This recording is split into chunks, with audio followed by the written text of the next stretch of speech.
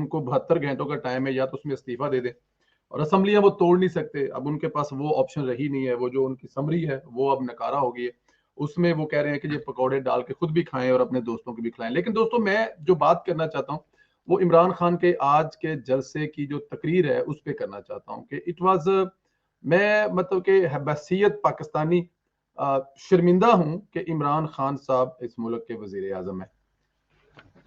एक मुल्क के वजीर आजम के मनसब की एक बड़ी तौकीर होती है, बड़ी इज्जत होती है। वहां पे बैठ के इमरान खान साहब ने जो गुफ्तगू पिछले 2-4 दिन से कर रहे हैं, मुख्तलिफ जलसों में, मेलसी जलसे से उन्होंने स्टार्ट किया है, तो दिन ब दिन अग्रेसिव होते जा रहे हैं। लेकिन आज की जो उनकी तकरीर थी उसमें जो परेशानी वाली बात है वो ये थी कि वो आज अदारों को भी उन्होंने बख्शा, अदारे के सरबराह का नाम ले लेकर उन्होंने मतनाजा बनाने की कोशिश की। कल डीजी ISPR ने बड़े वाज़ेह अल्फाज में कहा, सबके लिए कहा, चाहे वो अपोजिशन हो, चाहे वो तहरीक इंसाफ के वजीर आजम हो या तहरीक इंसाफ के वजीर हो, कि हमें सियासत में ना घसीटा जाए। ये कहने के बावजूद, ये समझाने के बावजूद इमरान खान साहब ने आज सियासत में जनरल बाजवा साहब का नाम ले लेकर घसीटा, और इतना ज्यादा घसीटा, बार बार उस पर फन किया, उस पर मजाक किया, उस पर हंसी में उड़ा दिया कि अगर आपको जनरल साहब ने यह कहा है कि आप एहतियात करें, मुल्क के हालात ऐसे नहीं है कि आपकी ये बातें करने की वजह से, मौलाना फजल मान साहब एक मजहबी जमात के बड़े लीडर हैं, उनके फॉलोअर दूसरी जमातों की तरह नहीं है, बल्कि वो जरा दूसरी किस्म के हैं, तो वो अब जब कॉल करते हैं तो पूरा मुल्क बंद हो जाता है। जैसा कि मौलाना साहब ने कल, तो हो सकता है उन्होंने मुल्क की भलाई के लिए कहा, आप तकरीर करते हैं तो जरा एहतियात से उल्टे सीधे नाम ना लें, मौलाना साहब का नाम ना लें, या शहबाज साहब का ना लें, या मियाँ साहब के बारे में करें, बाकी ठीक है, सियासत करते रहे। इमरान खान साहब ने इसका जवाब ये दिया कि ये मैं नहीं कहता, ये लोग कहते हैं, और इस बात को सरेआम बता दिया। जो कमरे में बैठ के बात हुई, जो किसी महफिल में बैठकर कान में चुपके से बात हुई, इमरान खान साहब ने पूरी दुनिया के सामने उस बात का उसका मजाक उड़ाया।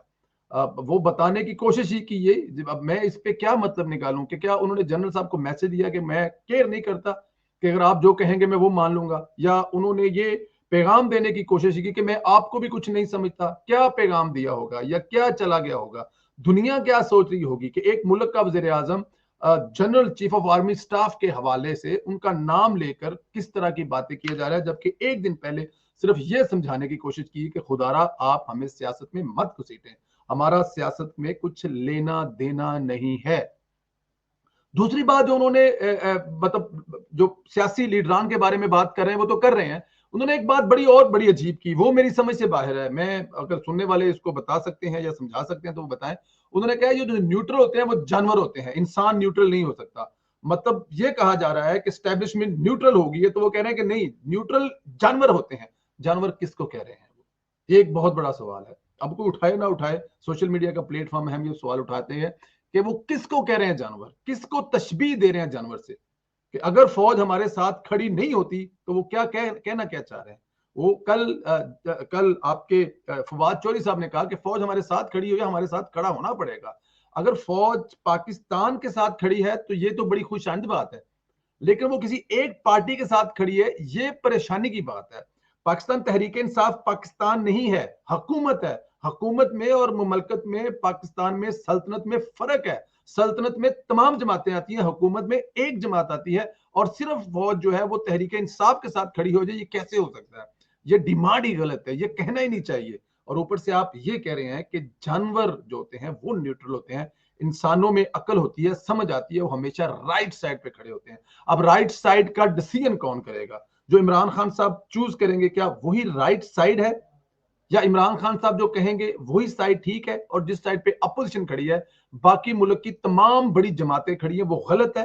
तो इसलिए जानवर कहा जा रहा है कि अगर आप न्यूट्रल हो जाएंगे तो आप जानवर हैं। किसको कहा जा रहा है, क्यों कहा जा रहा है? क्या इसका कोई जवाब आया है, या इमरान खान से कोई पूछेगा ये बात तुमने क्यों की है?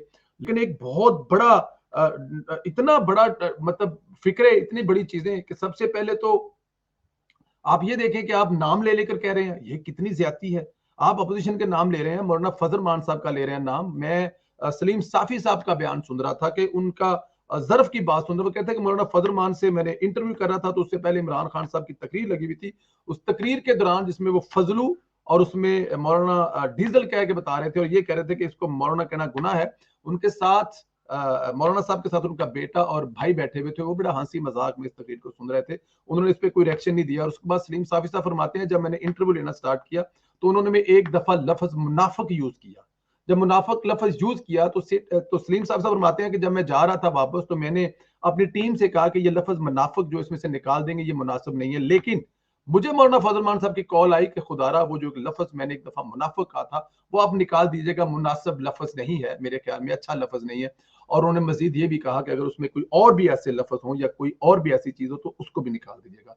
ये होते है बड़े ज़र्फ की बात, ये होती है तरबियत की बात, ये होती है एजुकेशन की बात। और ये इमरान खान साहब पता नहीं कौन सी ऑक्सफोर्ड से पढ़े हुए हैं। मेरे ख्याल में तो कम से कम ऑक्सफोर्ड को भी एक्शन लेना चाहिए और ये इसकी तकरीरें जो देख के इसने जो ऑक्सफोर्ड में पढ़ा हुआ है उसको भी वहां से डिलीट का बटन प्रेस कर देना चाहिए कि हमारा ये स्टूडेंट ही नहीं है।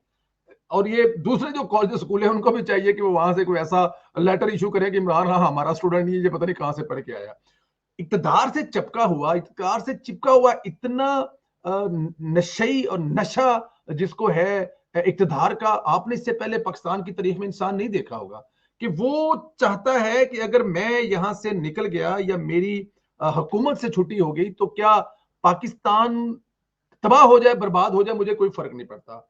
वो ऐसी हरकतें कर रहा है जब पूरी दुनिया एक साइड पे खड़ी है, वो जाकर रशिया के साथ खड़ा हो गया जिसके साथ हमारे कभी भी तलकात अच्छे हुए, जो रीजन समझता है रशिया को टूटने की पाकिस्तान को, आप जाके उसके साथ खड़े हो गए। आगे चल के आप भरे जलसे में वो लेटर जो आपको यूरोपियन यूनियन ने लिखा है कि पूरी दुनिया एक साइड पे है, मेहरबानी फरमाकर आप ऐसा काम ना करें, आपने फिर जलसे में आके उनको जवाब दे रहे हैं। कोई बात है? फिर उसके बाद आप अमेरिका को कह रहे हैं कि हम तुम्हारे गुलाम नहीं हैं, हम तुम्हारी गुलामी नहीं कर सकते, तुम हमें अपना गुलाम समझते हो, तुम ये करते हो वो करते हो। भाई टेक्निकली तो गुलाम है, जब आईएमएफ से पैसे लेके खाते हैं। आपके जनरल उनके रजामंदी के बगैर नहीं बनते, आपके F-16 से लेके हर वो चीज वहां से आती है, बहुत सारे मसाइल हैं उनके साथ जुड़े हुए हैं। तो कैसे कह सकते हैं उनको सरेआम धमकियां लगा सकते हैं? अब उन्होंने वहां पर एक बिल पास करना शुरू कर दिया, बल्कि बिल वो कैबिनेट में लेके आ गए जिसमें उन्होंने कहा जी पाकिस्तान पे बिल्कुल उसी तरह की पाबंदियां लगाई जाए जिस तरह नॉर्थ कोरिया पे और आपके शाम पर है और या आपके चाइना पर है। मतलब क्या होगा इसके? मतलब आपके बैंक अकाउंट बंद कर दिए जाएंगे, आपकी एलसी बंद कर देगी कि आप बैंकों के जरिए दूसरे मुल्कों को पैसे नहीं भेज सकेंगे, आपके मुल्क में पैसे आ नहीं सकेंगे।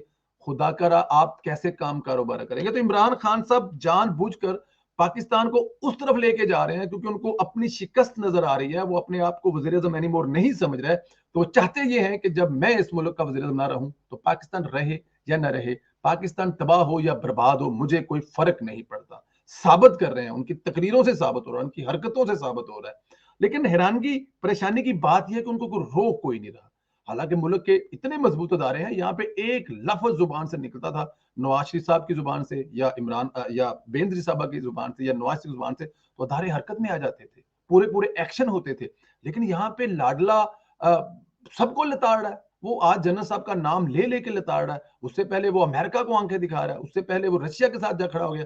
यूरोपियन यूनियन और अमेरिका के साथ 70% हमारी तजारत है, 70% तजारत हमारी सिर्फ अमेरिका के साथ और आपके ईयू के साथ है। और जब आप उन दोनों को आंखें दिखा रहे हैं, उन दोनों को कह रहे हैं कि हम आपके मुलाजिम नहीं हैं, हम आपके गुलाम नहीं हैं, क्या साबित कर रहे हैं? अगर वो आपके साथ ट्रेड करना बंद कर देंगे तो कैसे खाएंगे, कैसे पिएंगे? जो पैसे आपके रिजर्व में पड़े हुए हैं वो तो किसी के उधार लेके रखे हुए हैं, लोगों को दिखाने, वो पैसे आपके अपने नहीं है। तेल कहां से लेंगे?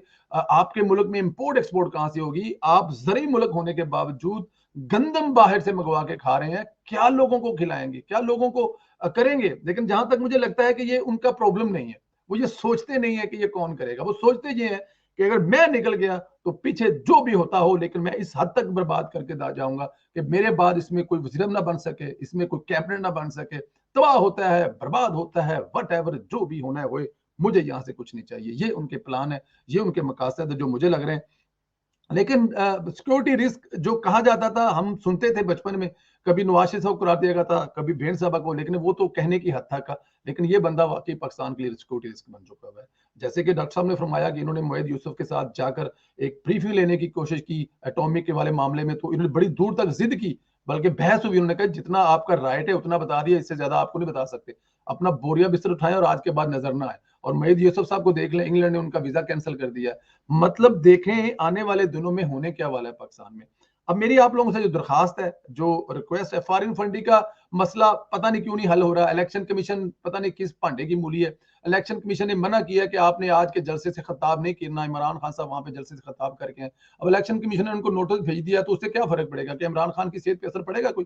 वो अपने आप को अक्ले कुल समझता है, वो अपने आप को इतना ताकतवर समझता है। यही अगर की होती नवाज शरीफ साहब ने इलेक्शन कमीशन की, तो शायद उसी टाइम मुझे कहते हैं कि आप भी एनी मोर वजीर आजम नहीं है, फारग है, डी सीट कर दिया, आपकी एमएनए नहीं रहे। लेकिन क्योंकि यहाँ पे इमरान खान साहब का मामला है, वो गालियां भी निकाल रहा है और सबको निकाल रहा है, सबको निकाल रहा है, किसी को नहीं बख्श रहा, ना अमेरिका को बख्श रहा है, ना स्टैब्लिशमेंट को बख्श रहा है, ना अपोजिशन को बख्श रहा है, ना वो वर्करों को, किसी को नहीं बख्श रहा। सबको उसने एक लाइन पे लगाया हुआ। लेकिन अंत जो होता है वो, मैं परेशान हूं कि इसका होगा क्या, इसके इसके साथ माफी होगी इसकी? वो कैसे माफी होगी, कौन माफ करेगा? ये तो मेरी अकल काम करना बंद कर जाती है। सोच सोच के, सवाल कर करके, सवालों के जवाब ढूंढ ढूंढ के कोशिश करते हैं, लेकिन मिलते नहीं है कि जिस नहज पर पाकिस्तान को इमरान खान साहब ले गए हैं या ले आए हैं, वहां से पाकिस्तान वापस कैसे जाएगा? डार साहब कैसे निकालेंगे? नवाज साहब क्या करेंगे यहाँ पे आके? शहबाज साहब कहां से शुरू करेंगे, कहां पे मेहनत करेंगे? मुल्क के अंदर की चीजें ठीक करेंगे या फॉरेन के साथ जो हमारे रिलेशन खराब है उनको ठीक करेंगे? इकोनॉमी ठीक करेंगे या तलकात को ठीक करेंगे? डॉलर ठीक करेंगे या लोगों के रोजगार ठीक करेंगे? महंगाई को कंट्रोल करेंगे? आटा, चीनी, दाल की प्राइसें कंट्रोल करेंगे? अमेरिका कनाडा के साथ हालात ठीक करेंगे? क्या क्या करेंगे? कहां कहां से शुरू करेंगे? इससे पहले जो मुल्क तबाह हुआ हाल मिलता था, कुछ और सिचुएशन होती थी, लेकिन अभी पूरी दुनिया भी उसमें सफर कर रही है। पहले दुनिया के साथ मिलकर हम खड़े हो जाते थे, अब तो दुनिया भी गिरी पड़ी है। अमेरिका वाली ये जो यूक्रेन वाली और रशिया वाली जंग है, इसने दुनिया को हिला के रख दिया। और इन हालात में पाकिस्तान को इमरान खान साहब एक बंद गली में धकेल कर जा रहे हैं। अल्लाह ताला की जात मेहरबानी करे, खैर करे। मैं जज्बात में बह कर अगर कोई ऐसी बात मुंह से निकल गई हो जो कि ना मुनासिब हो, तो इसलिए मैं अपने दोस्तों से मादरत खाऊं। लेकिन जज्बात जाहिर है इंसान के भड़कते हैं, जज्बात में इंसान आता है, दर्द और तकलीफ होती है कि यार हमारे बुजुर्गों ने ये पाकिस्तान किस लिए बनाया था? क्या इमरान खान साहब जैसे लोगों के लिए तजर्बा करने के लिए बनाया था कि इसको कोई पीछे बैठे और वो सोचें कि एक डॉक्टराइन बनाएं और उसमें एक ऐसे इंसान को लाके बिठा दें और वो चलते चलते आपके मुल्क का बेड़ा गर्क कर दे और तबाह कर दे? क्या पाकिस्तान ऐसी चीजों के लिए, इन चीजों के लिए बनाया गया था? बड़ी दुख और तकलीफ वाली बात है। लेकिन अल्लाह ताला की जात इस हादसे से पाकिस्तान की स्टैब्लिशमेंट, सियासतदानों, जर्नैलों, जजों और सबको सबक दे, सीखें, मिलजुल कर अपने हिस्से का काम करें और पाकिस्तान को आगे लेके जाएं। क्योंकि खान साहब जहां पाकिस्तान को जोड़ छोड़ कर जा रहे हैं, खुदा ना करे कि 2 4 6 महीने और लगा गए तो ये क्या करेंगे अल्लाह बेहतर जानता है। जो कि ये बार बार मैसेज दे रहे हैं, अगर तहरीक अदम इत्मीनाद में मैं कामयाब हो गया तो मैं किसी को नहीं छोड़ूंगा। अपोजिशन तो पहले ही रगड़ा लगाया, अपोजिशन का वो क्या कर लेंगे? ज्यादा जेल में डाल देंगे। लेकिन वो किसको मैसेज दे रहे हैं और किसके साथ वो क्या करना चाहते हैं, ये एक बहुत बड़ा सवालिया निशान है। अल्लाह ताला की जात आप लोगों की हिफाजत फरमाए, आपके पेरेंट्स का साया आपके सर पर रखे और आपका साया आपके बच्चों पे रखे। मेरे लिए भी दुआ कीजिए, अल्लाह ताला की जात पाकिस्तान के लिए दुआ कीजिए, कायदीन के लिए दुआ कीजिए। अल्लाह ताला की जात हिम्मत और हौसला दे इस मुश्किल